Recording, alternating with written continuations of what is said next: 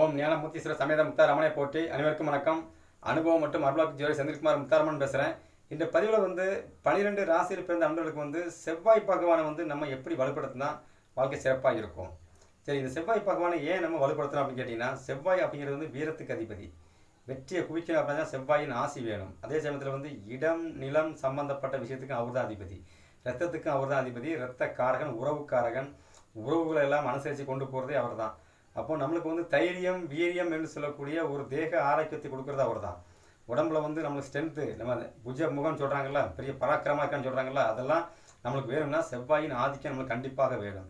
அந்த செவ்வாயை நம்ம எப்படி வழிபாடு செய்யும்போது நம்மளுக்கு சிறப்பாக இருக்கும் அப்படிங்கிறது என் அனுபவத்தில் ஒரு சில விஷயங்கள் நம்மள்கிட்ட பகிர்ந்தலாம் நினைக்கிறேன். சரிங்களா? நண்பர்கள் வீடியோ முழுமையாக பாருங்கள். சரிங்களா? சரி, இந்த செவ்வாய் பகவான் உங்கள் ராசி இலக்கணத்திற்கு எந்த இடத்துக்கு வேணும் அதிபதியாக இருந்து போட்டு அதை நீங்கள் கணக்கு எடுக்கவே வேண்டாம். நீங்கள் நல்லா கணக்கு பண்ணி பாருங்கள். நான் சொன்ன விஷயம் கரெக்டாக செக் பண்ணி பாருங்கள். நீங்கள் அதை தான் செஞ்சிட்ருப்பீங்க. அதாவது செவ்வாய் பகவான் ஒரு வீரத்துக்கு அதிபதி. சரிங்களா? இந்த செவ்வாய் உங்கள் ஜாதகத்தில் ஆண் ராசியில் இருந்தால், உங்கள் ஜாதகத்தில் ஆண் ராசியில் இருந்தால் நீங்கள் காவல் தெய்வம் என்று சொல்லக்கூடிய முனீஸ்வரர், கருப்பசுவாமி, சுடலமாட சுவாமி, சரிங்களா, இந்த மாதிரி கருப்பசாமி, இது போன்ற காவல் தெய்வங்களையும் ஆண் தெய்வங்களையும் காவல் தெய்வங்களையும் கால பைரவர் சொல்லுவோம். இதில் உக்கிரமான தெய்வங்களாக நீங்கள் வணங்கிட்டு இருப்பீங்க ஆண் ராசியில் இருந்தால்.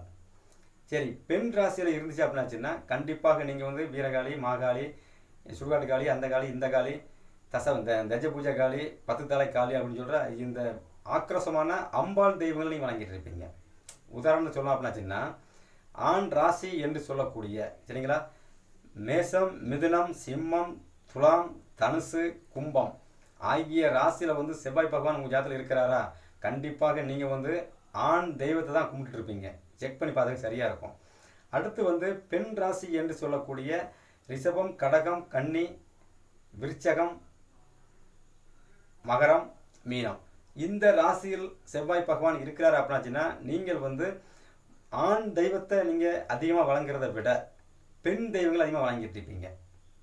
பெண் தெய்வம் அப்படின்னு என்னன்னு கேட்டிங்க அப்படின்னாச்சுன்னா, நான் சொன்னல ஏற்கனவே சொன்னல, காளியம்மன் கையில் வேல், கம்பு, கத்தி, வாளோடு இருக்கிற காளியம்மன், வீரகாளி, இப்படி சொல்கிறோம்ல, இப்படி பெரிய பெரிய தெய்வங்கள் வாங்கிட்டு இருப்பீங்க. ஆக்ரோஷமாக இருக்கிற தெய்வத்தை வாங்கிட்டு இருப்பீங்க. மைசூர் சாமுண்டீஸ்வரி, கல்கத்தா காளி, இந்த மாதிரி காளியம்மன் மேலே ஒரு நாட்டம் இருக்கும். இந்த ஆண் ராசியில் இருக்கும்போது பார்த்தீங்க அப்படின்னாச்சுன்னா, முதல் வழிபாடு எங்கே இருக்குன்னு கேட்டால் முருகப்பெருமான் நோக்கி இருக்கும். முருகப்பெருமான் வழிபாடு செய்யலாம்னு ஒரு ஆசை இருந்துகிட்டே இருக்கும்.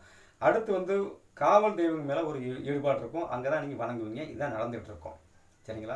இதில் குறிப்பாக சொல்லணும் அப்படின்னாச்சுன்னா, விருச்சிக ராசி, விருச்சிக இலக்கணத்தில் பிறந்த அன்பர்களுக்கு நீங்கள் உங்கள் ஜாதகத்தில் செவ்வாய் பகவான் விருச்சிக ராசியும் சரி, மேச ராசியும் சரி, இந்த 2 ராசி இலக்கணத்தில் பிறந்த அன்பர்களுக்கு செவ்வாய் பகவானை வழிபாடு செய்வது மிகுந்த யோகம். எப்படி வழிபாடு செய்யணும் அப்படின்னு கேட்டிங்கன்னா, மேச ராசியில் பிறந்தாலும் சரி, விருச்சிகத்தில் இருந்தாலும் சரி, செவ்வாய் பகவான் ஆண் ராசியில் இருக்கிறாரா பெண் ராசியில் இருக்கிறான்னு பாருங்கள். ஆண் ராசியில் இருந்தால், சரிங்களா, முதல்ல திருச்செந்தூர் முருகப்பெருமான வழிபாடு செய்யுங்க. 6 படை வீடு அப்படி சுற்றி வந்துகிட்டே இருங்க. சிறப்பாக இருக்கும், அட்டகாசமாக இருக்கும். அடுத்து காவல் தெய்வங்களை நீங்கள் வழிபாடு செய்யலாம். சரிங்களா? அதே பெண் ராசியில் அமர்ந்திருந்தால் நீங்கள் காளியம்மன், இது போன்ற தெய்வங்களை வழிபாடு செய்வதாக சிறப்பு. அப்போ விருச்சிக இலக்கணத்தில் பிறந்து நம்ம செவ்வாய் பகவான் கடகத்தில் நீசமாயிட்டார், ஆண் ராசியில் நீசமாக இருக்கிறார் வைங்கலாம். அப்போ நீங்கள் போய் திருச்செந்தூரில் போய் நீங்கள் வழிபாடு செய்யும்போது என்ன ஆகுன்னா, பிரச்சனைகள் உருவாகும். இதை நான் அனுபவத்தில் உணர்ந்திருக்கிறேன். எனக்கு அந்த ராசி இலக்கணம் தான் விருச்சிக ராசி, விருச்சிக இலக்கணம் நான் அனுபவத்தில் உணர்ந்திருக்கிறேன். அப்போது இது அப்படியே ஆண் ராசியோடு சம்மந்தப்படும் போது, ஆண் ராசி இப்போ விருச்சிக ராசியில் பிறந்தீங்க, விருச்சிக இலக்கணத்தில் பிறந்தீங்க, செவ்வாய் ஆண் ராசியோட உட்காந்துருக்கிறாரு, அதாவது சிம்மத்தில் உட்காந்துருக்கிறாரு. உங்களுக்கு சிறப்பே அங்கே தான். காளியம்மன் கோயிலாம் பெருசாக உங்களுக்கு யோகம் கொடுக்காது. ஆனால் முருகன் கோவிலில் உங்களுக்கு யோகம் கொடுக்கும். பெண் ராசியில் செவ்வாய் பகவான் இருக்கிறார் அப்படின்னாச்சுன்னா உங்களுக்கு காளி, இந்த காவல் தெய்வங்கள் முருகப்பெருமானை விட உங்களுக்கு இந்த அம்பாள் தெய்வங்களில் உக்கிரமான தெய்வங்களுக்கு மிகுந்த யோகத்தை கொடுக்கும். அனுபவத்தில் உணர்ந்தது. செக் பண்ணி பார்த்துட்டு எனக்கு கமெண்ட்டை சொல்லுங்கள். தப்பாக இருந்தால் நான் திருத்திக்கிறேன், சரியாக இருந்தால் சந்தோஷப்பட்டுக்கிறேன். சரிங்களா? அப்போது செவ்வாய் பகவானை இப்படி வழிபாடு செய்யும்போது தான் செவ்வாய் நமக்கு யோகமாக செய்வார். அதுவும் இல்லாமல் ஆண் ராசியில் இருக்கிற தெய்வங்கள், ஆண் ராசியில் செவ்வாய் பகவான் இருக்கும்போது நம்ம பெண் ராசி தெய்வம் சம்மந்தப்பட்ட விஷயம் அதிகமாக இருக்கும்போது அந்த கிரகத்தோட தன்மைகள் பெருசாக அவங்களுக்கு வேலை செய்கிறதில்ல. அதுவும் அனுபவத்தில் வாழ்ந்துருக்கிறேன். அப்போது நீங்கள் செவ்வாய் பகவானை எப்படி வணங்கணும் அப்படிங்கிறது முதல்ல உங்கள் ராசியில் செவ்வாய் பகவான் ஆண் ராசியில் இருக்கிறாரா பெண் ராசியில் இருக்கிறாரான்னு செக் பண்ணி பார்த்துருங்க. ஏற்கனவே ஆண் பெண் ராசி அப்படிங்கிறது நான் சொல்லிட்டேன். அந்தந்த ராசியில் இருக்கிறான்னு பாருங்கள். இருந்ததுன்னா நல்ல யோகமாக இருக்கிறவங்க வந்து சரியாக நான் சொன்ன அமைப்பில் கொண்டுட்டு இருப்பீங்க.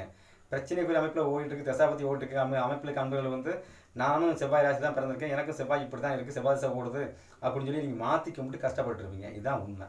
அப்போ கும்பிடும்போது தெய்வத்தை கரெக்டாக எந்த தெய்வத்தை கும்பிடணும் சொல்லி கரெக்டாக நீங்கள் பார்த்து நீங்கள் அமைப்பாக வந்து நீங்கள் கேட்ச் பண்ணிட்டீங்க அப்படின்னா வாழ்க்கையில் ஜெயிச்சிடலாம். ஜாதகம் அப்படிங்கிறது அப்படி தானே. ஜாதகம் அப்படிங்கிறது உங்களுடைய ஜனனத்தில் வந்து கிரகங்கள் அமைக்கப்பட்டிருந்த அந்த கட்டங்கள் பேஸ் மட்டம். அதுக்கு மேலே வந்து சரிங்களா, அதை நமக்கு எப்படி சாதகமாக மாற்றணும் அப்படிங்கிறது வந்து நம்ம பிறப்பு ஜாதத்தில் அங்கேயே இருக்குது. வாழ்வுல இருந்து அழிவு வரை அங்கேயே இருக்குது. வாழ்வை அப்படியே நம்ம எடுத்துகிட்டு அழிவை ஓரம் கட்டிக்கலாம். கரெக்டாக நீங்கள் இந்த ஜாதகத்தை உங்களுக்கு சாதகமாக மாற்றுறதுக்கு இது கரெக்டாக பயன்படும். அப்போ நீங்கள் செக் பண்ணி பார்த்து நான் சொல்லுங்கள் சரிங்களா. சிறப்பாக இருக்கும். நான் சொல்கிற விஷயங்கள் வந்து 100க்கு 100 சரியாகவே இருக்கும். ஒரு நூல் கூட தவறு வராது. ஏன்னா அனுபவத்தில் உணர்ந்த விஷயங்கள் எல்லாமே எனக்கு வந்து குருவுக்கு குருவாக தாய்க்கு தாயாக இருந்து ஜோதிடத்தை கற்றுக் கொடுத்ததே என் தாய் முத்தாரம்மன் தான். அவள் தான் குரு எனக்கு எல்லாமே. ஏன்னா அனுபவத்தில் இருக்கிற விஷயம், என் சிரசுக்குள்ள நாட்டில் இருந்து சொல்கிற விஷயம் எல்லாமே அவள் சொல்கிறது தான். ஒரு நூல் கூட தவறு வராது சரிங்களா. சரி, இப்போ நீங்கள் வந்து இது போல் இருக்குதா உங்கள் ஜாதகம் இருக்கான்னு செக் பண்ணி பாருங்கள். இருக்குதுன்னா கமெண்ட்டில் சொல்லுங்கள் சரிங்களா. சரி, இது போல் ஜோதிட பரிகாரம், ராசி பரிகாரம், நட்சத்திர பரிகாரம் எல்லாமே என்ன சேனலில் சொல்லியிருக்கிறேன். நண்பர்கள் பார்த்து பயன்பெறுங்கள்.